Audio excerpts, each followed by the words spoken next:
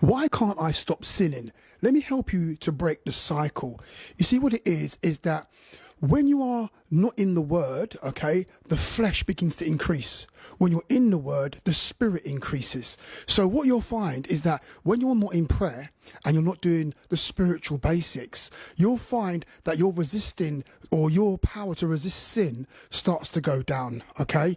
Because the more word and spiritual activities you have in your life is the more power you have to overcome sin and the devil. See, we get our power from the Spirit of God. And if we are not in the Spirit of God, then we won't have any power to overcome a sinful behavior. We won't have any power to overcome the flesh. So this is the reason why us as believers, while we keep on sinning and making mistakes and doing all forms of craziness, you'll always find out it's always linked to our word reading life, our prayer life, our spiritual walk with Christ.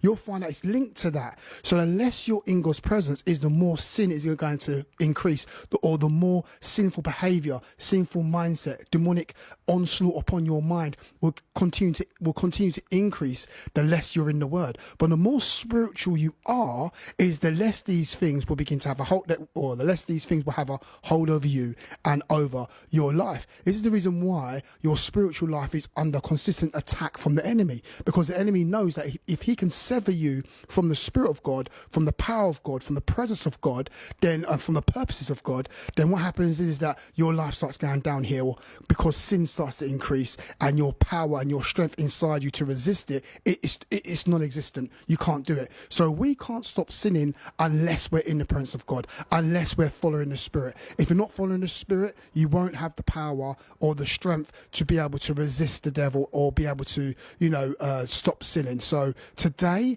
get into the word, become more spiritual, be more serious about your walk with God, and you'll start to see sin starts to decline in your life.